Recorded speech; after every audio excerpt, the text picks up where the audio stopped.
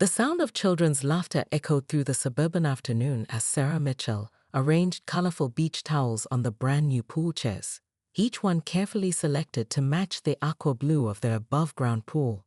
The installation crew had just left an hour ago, leaving behind the sweet scent of fresh vinyl and chlorine that promised endless summer adventures.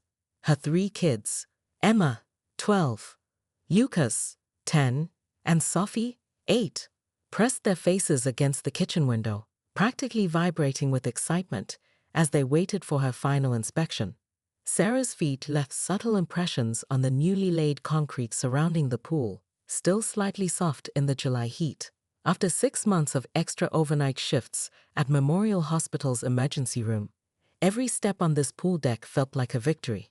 Tom, her husband, had called her crazy when she picked up the extra shifts, but the look of pure joy on her children's faces made every exhausting moment worth it. "Mom, is it ready yet?" Emma's voice carried through the screen door, tinged with the particular brand of preteen impatience that Sarah had become all too familiar with lately. She turned to see her eldest dramatically slumping against the doorframe, already wearing her new navy blue swimsuit under her clothes. "Almost, sweetie. Just checking the water temperature one last time." Sarah dipped the thermometer in, though she'd already checked it twice. She was stalling, savoring these last moments before their backyard transformed into the neighborhood hotspot she knew it would become. Through the gaps in their white vinyl fence, Sarah caught the familiar twitch of Mrs. Henderson's floral curtains next door. The elderly neighbor had been documenting every stage of their pool installation with the dedication of a private investigator. Just yesterday, Sarah had spotted her balanced precariously on a gardening stool, camera in hand, supposedly pruning her roses that had long since withered from neglect. "Martha," Sarah's husband Tom had said over breakfast that morning, "needs a hobby that isn't our family." He tried to laugh it off, but Sarah noticed how he'd angled the patio umbrella to block the most direct sightline from the Henderson house. Finally satisfied with her preparations, Sarah turned toward the house and nodded. The screen door burst open with such force it bounced twice, releasing an explosion of excited children into the backyard. Emma, ever the responsible eldest, walked purposefully toward the pool steps, while Lucas and Sophie raced past her, leaving small tornadoes of discarded t-shirts and shorts in their wake. "Cannonball!" Lucas's war cry pierced the air as he launched himself into the deep end, sending a splash of water high enough to create a momentary rainbow in the afternoon sun.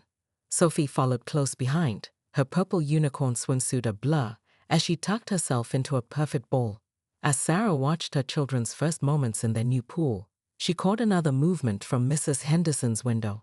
This time, the neighbor wasn't just watching, she was scribbling something in a small notebook, her face set in grim determination. Sarah felt an uneasy flutter in her stomach, but pushed it aside. Nothing, not even their infamous neighborhood watchdog, was going to spoil this moment of pure family happiness. The doorbell's harsh chime shattered the peaceful afternoon like broken glass. Sarah had just finished applying sunscreen to Sophie's shoulders when she heard it, followed immediately by 3 firm knocks. Through the decorative glass panels flanking her front door, she could make out 2 uniformed figures. "I'll be right back, kids," she called out, grabbing a towel to dry her hands. "Emma, you're in charge for a minute."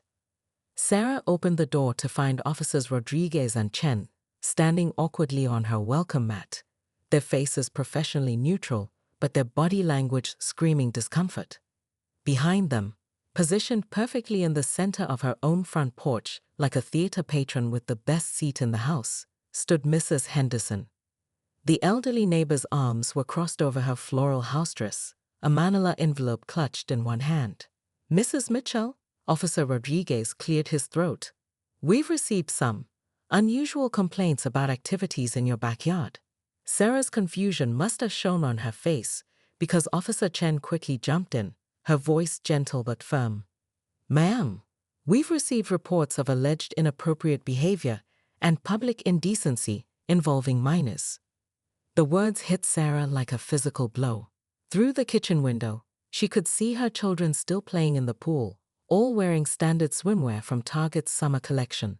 Lucas was showing his friends Jack and Miguel how to do a perfect cannonball. Emma sat on the pool steps with her best friend Lily, both girls in modest one-pieces, giggling over some shared secret. Sophie was floating on her unicorn inflatable, wearing the same ruffled swimsuit she'd worn to swim class at the YMCA all spring. "This is ridiculous," Sarah managed, her voice trembling with anger. "Those are my children, in our private backyard, in completely normal swimwear." Mrs. Henderson's voice cut through the air like a knife. "I have photographic evidence." She waved the manila envelope. "Children running around half naked, in full view of my property. Think of the property values." The commotion was drawing attention. Sarah could see her neighbor Lisa hurrying across the street, still in her hospital scrubs from the night shift. 2 doors down, the Patels were emerging from their garage. Even Mr. Johnson, who rarely left his house before noon, was peering over his fence. Officer Rodriguez looked increasingly uncomfortable. "Ma'am, we're required to investigate all complaints involving minors." But he glanced at the perfectly normal pool scene, then back at Mrs. Henderson's triumphant face. "I can see that this appears to be a standard family pool gathering." "Standard?" Mrs. Henderson's voice rose an octave. "I have documentation of every violation. Times, dates, inappropriate splashing, excessive noise levels, unauthorized flotation devices." The word unauthorized seemed to break something in Sarah. All the stress of the extra shifts, the careful planning, the excitement of surprising her kids, it all crystallized into a moment of pure maternal fury. She stepped onto her porch, water still dripping from her shorts, and faced Mrs. Henderson directly. "Show me," she said, her voice deadly calm, "exactly what laws my children have broken by swimming in their own backyard." By sunset, Sarah's phone was buzzing nonstop with notifications from the neighborhood WhatsApp group. Lisa from across the street had shared security camera footage showing Mrs. Henderson using a telescoping garden pole to raise her phone above the fence line, presumably to photograph the pool area. The Patels reported finding small holes drilled in their fence, holes that perfectly aligned with their children's playground. Even quiet Mr. Johnson shared a spreadsheet documenting 2 years of complaints Mrs. Henderson had filed about his wind chimes. "Can you believe this?" Tom paced their kitchen, still in his work clothes. He'd rushed home after Sarah's text about the police visit. "We should file a harassment complaint." Sarah sat at the kitchen island, scrolling through the neighborhood chat. Her hands still trembled slightly with residual anger, but something about Mrs. Henderson's behavior during the confrontation nagged at her. The way the elderly woman's voice had cracked when talking about safety violations, the almost desperate look in her eyes. "I'm going over there," Sarah announced suddenly, standing up. "What? Now?" Tom looked at her like she'd lost her mind. "Honey, she just called the cops on our kids." But Sarah was already heading for the door. The evening air was heavy with humidity as she crossed the property line that separated their yards. Mrs. Henderson's porch light flickered on automatically as Sarah approached, illuminating dozens of potted plants, all dead or dying from neglect. She knocked 3 times. Through the door's windows, she could see movement, then nothing. After a long moment, locks clicked, and the door opened just enough to reveal Mrs. Henderson's face, now stripped of its earlier righteousness. "I have documentation," Mrs. Henderson said immediately, but her voice wavered. "I have everything documented." "Show me," Sarah replied quietly. To her surprise, Mrs. Henderson opened the door wider. The interior of the house hit Sarah with a wave of stale air and sadness. Every surface was covered with papers, folders, and notebooks. But what caught Sarah's eye was a collection of framed photos on the wall, younger versions of Mrs. Henderson in a swimming instructor's uniform, surrounded by smiling children. Several medals and safety certificates hung nearby, their glass clouded with dust. As Mrs. Henderson pulled out her 3-ring binder of violations, her hands shook. She flipped through pages of meticulously documented neighborhood activities, but her commentary wasn't filled with spite as Sarah had expected. Instead, she pointed out potential dangers with the expertise of someone who'd spent decades around pools. Improper flotation devices, unsafe diving attempts, unsupervised swimming. Then, In the middle of explaining why Sarah's pool ladder needed an additional handrail, Mrs. Henderson's voice cracked completely. A tear rolled down her cheek, landing on a newspaper clipping that had fallen from between the binder's pages. Sarah caught a glimpse of a headline from 20 years ago. Local boy drowns in community pool accident. The piece of paper trembled in Mrs. Henderson's hands. He was only 6, she whispered. My grandson. I was supposed to be watching him. The community center's fluorescent lights hummed overhead as neighbors filed in for the emergency meeting. Sarah had called it not to condemn Mrs. Henderson, as everyone expected, but to share what she'd learned. She stood at the podium, her hands gripping its edges, looking out at the faces of her neighbors, some angry, some curious, all waiting for drama to unfold. Before we begin, Sarah started, her voice steady, I want to introduce someone who knows more about pool safety than all of us combined. She gestured to Mrs. Henderson, who sat rigid in the back row, clutching her worn binder like a shield. Martha Henderson was a certified swimming instructor for 30 years. She saved countless lives teaching children water safety. The room stirred with confused murmurs. Mrs. Henderson slowly stood, her usual confident posture replaced by something more vulnerable.